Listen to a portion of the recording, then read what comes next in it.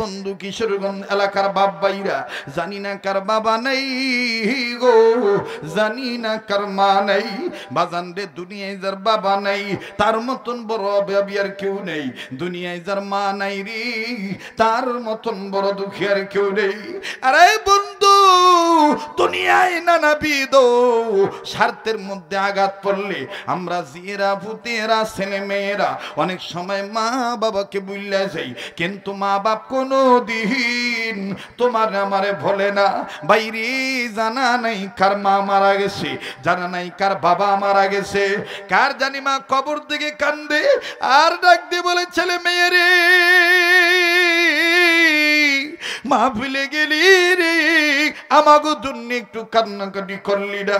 পুত্রে কবরে যা খবর পাইলাম, কোন ছেলে মেয়ে যদি মা বাবার জন্য কান্নাকাটি করে, বাবা মার রুহের মাগফিরাত কামনা করিয়া আল্লাহর কাছে দোয়া করে, ছেলে মেয়ের দোয়ার উসিলা বাপ মার কবরে যাবে, আল্লাহ মাফ করে দিবি।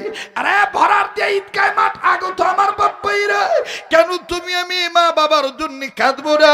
কেন তুমি আমি মা বাবার জন্য দোয়া করব না? বাইরে যে বাবা হারাইছো সে জানো কত বড় অভিভাবক হারাইছো। দুনিয়াটা ঘুরিয়া দেখো বাবা, বাবার মতন আপন কাউরে পাইবা না, আপন বাবার মতন কাউরে পাইবা না। আরে বন্ধু যেও না, বাবার জন্য একটু দোয়া কইরে দাও, মায়ের জন্য একটু দোয়া কইরা দাও। কেমন মা বাবার ফুত হইলাম তুমি আর আমি, একটু দোয়া করে যেতে পারবো না? শেষ ভালো তার সব ভালো তার। আজকে যদি তুমি আমি দোয়া কইরা যাই, মনে রাখো কামাতা দিন উতুদানো, যেমন কর্ম তেমন ফল। তোমার আমার ছেলে মেয়েও তোমার আমার জন্য দোয়া করবে।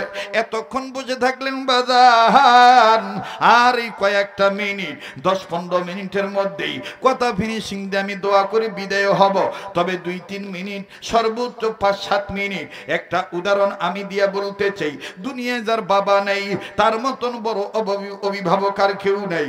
ছোট্ট একটা কথা বলি বাবা, যেইটা আপনারা ইন্টারনেটের মাধ্যমে শুনেছেন, আজ থেকে 2-3 বছর আগের ঘটনা। মুসলমান বন্দরে আমার ঢাকা জেলার দক্ষিণ কেরানীগঞ্জ থানায় কালীগঞ্জ এলাকায় প্লাস্টিক কারখানায় আগুন লাগছিল। ওই দিন একজন কন্যা সন্তান বাবাকে হারাইয়া কেমন পাগল হইয়া গেছিল। 2-3 মিনিটে বলে দেই বাবাজি, যেই দিন বাবা মারা যাবে ওই দিনও বোঝেন নাই বাপ যে আজকে আমার হায়াতের বাতি নিভা যাইব। সকালবেলা বাবা যখন কর্মস্থানে যাওয়ার জন্য রওনা দিবে, আর বন্ধু যে মেয়েটা কোনদিন বাবার জুতা স্যান্ডেল আগায় দেয় না, ওই দিন কেমন জানি জুতা জোড়া সামনে এনে দিয়ে কয়, আব্বা গো এই নের নামনে জুতা পরিধান করে। বাবায় ডাক দিয়ে কয়, কি ঘুমায়ো, জিন্দগিতে কোনোদিন তুমি আমার এইভাবে জুতা গায়ে দিলা না, আজকে এই ছোট্ট বয়সে এইভাবে তুমি আমার মায়া করো। আরে বন্ধু, বাবা যখন জুতা পরিধান করলো, মেয়েটা আস্তে করে ডাক দিয়ে বললেন, আব্বা গো তুমি না শুধু আমার জন্য চকলেট আনতে বলো, চকলেট তুমি নিয়ে আসো, বলো বলো যে তুমি চকলেট আনবা। বাবায় ডাক দিয়ে কয়, মারে অবশ্যই তোর জন্য চকলেট আনবো, এতদিন বেতন পাইছি না তাই আনছি না, আজ বেতন পাবো আনবা। মেয়েটা ডাক দিয়ে বলেন, আব্বু আমার জন্য তুমি দুধ বেশি মিল্ক বেশি, যেই দুধ যেই চকলেটে, এই চকলেটটা তুমি আনবা। ও আব্বা বিদেশি চকলেট তুমি আনবা।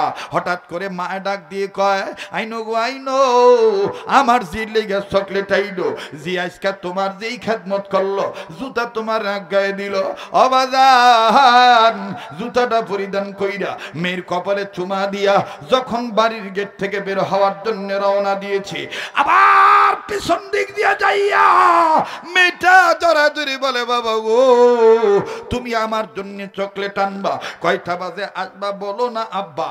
হঠাৎ করে বাবেরা কইয়া ডাক দিয়ে কয়, জীবনে কি চকলেট খাইছো না, আজকে এরকম নির্লজ্জতা করতেছো কেন, এইরকম বেশর্মা বেহার মতো, এইরকম তুমি লুবির মতন করতেছো কেন? মেয়েটা ডাক দিয়ে বলে, আব্বু গো তুমি কয়টা বাজে আসবা বলো, কয়টা বাজে তুমি চকলেট নিয়ে আসবা। ডাক দিয়ে বলে, তোমার মায়ের দিকেও, তোমার মায় জানি আমি প্রতিদিন সন্ধ্যা 7টার দিকে আমি আমার অফিস বন্ধ হয়, এরপরে আমি নিজ গৃহে আসি। সন্ধ্যা 7টা বাজে আসবো।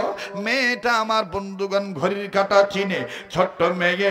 যারা যারা বাবা আছে, যাদের মেয়ে বাচ্চা আছে, তারা জানেন গো ভাই সকল, মেয়েরা বাবার প্রতি কেমন দরদি হয়। মেয়েরা নানাবিধ প্রশ্ন করে গো বাবা। আরে বন্ধু গভীর মনোযোগ, খুব খেয়াল করে শোনা চাই। সন্ধ্যা 7টা বাজে আব্বা আইব। বাবাজি বাবাই যখন জায়গা এদিক দিয়া বাজান, যখন সন্ধ্যা 6টা হইল, 6:30 পৌনে 7, আস্তে করে যখন 7টা বেজে গেল, মেয়েটা মায়ের ডাক দিয়ে কয়, মা গো আব্বা দি এখন আয় না। আব্বা না কইছে 7টা বাজে আইব, আব্বারে একটা ফোন দাও না। কয় না, আর একটু পরে দিই। হঠাৎ বাবা, তোমার বাবা ব্যস্ত থাকতে পারে, আর একটু পরে দিই। আর বন্ধু যখন 8টা বেজে গেল, মেয়েটা এবার ডাক দিয়ে কয়, দাও না মা, আব্বার একটা ফোন দাও। আব্বা না 7টা বাজে যাওয়ার কথা, আব্বা আমার লেগে চকলেট আনবা। আরে বন্ধু এবার মহিলা স্ত্রী স্বামীর কাছে যখন ফোন লাগাইল, ফোনটা যখন বাজান রিসিভ হইল, মেয়েটা মোবাইল নিয়েছে। মা বলছে, নিয়ে ধর পাগলি, তোর বাবারে জিগা কত দূর আইল, চকলেট নিছে নি। ফোনটা যখন রিসিভ হইছে, মেয়েটা ডাক দিয়ে কয়, আব্বু তুমি কত দূর, আমার লাগি চকলেট নিছ নাকি? না না, কোনো জবাব নাই। কারা জানি একভাবে কান্দে, যৌতুক কণ্ঠে চিল্লে চিল্লে বলে, আগুন, ওই ধারে আগুন, ওই দিকে আগুন, ওই যে লাশ গাড়িতে তোল, আর এই বাড়িতে ফোন লাগা, এই বাড়িওয়ালিরে আসতে ক, বইলা দে অবস্থা ভালো না।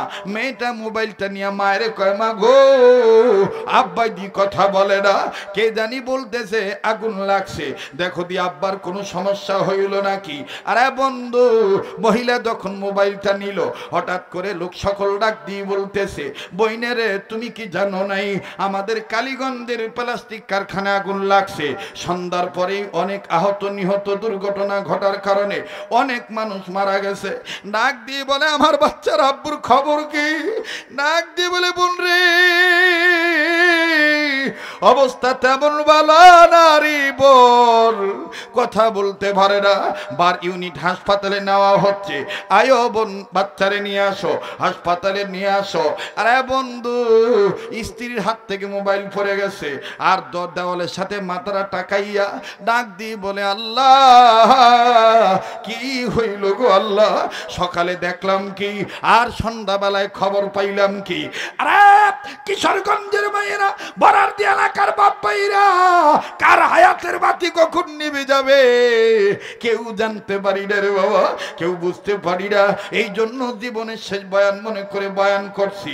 মহিলার কান্না দেখে মেয়েটা পিছন দিক দিয়া বলে, আম্মু আমার চকলেট লাগবো না, আমার আব্বু কই, আমি আমার আব্বুর কাছে যাব। যাকে বাজান, এই লোকটা মারা গেছে, এই মেয়েটা সেদিন বুঝছে বাবা কি সম্পদ। আজকেও বাজান আমার আপনার সমাজে এই দুনিয়ায় যাদের বাবা নাই, তারা জানে রে ভাই বাবা কত বড় নিয়ামত। এর প্রবাসী ভাইরা, এর ভরার দিয়ে এলাকার বাপ ভাইরা রে, কারা বাপ মা রুহের মাগফিরাত কামনায় মাহফিলের ব্যবস্থা করেছো, আল্লাহ পাক তোমাদের বাবার কবরটা জান্নাত বানায় দিবে। একটু আওয়াজ দিয়া বলেন না আমিন।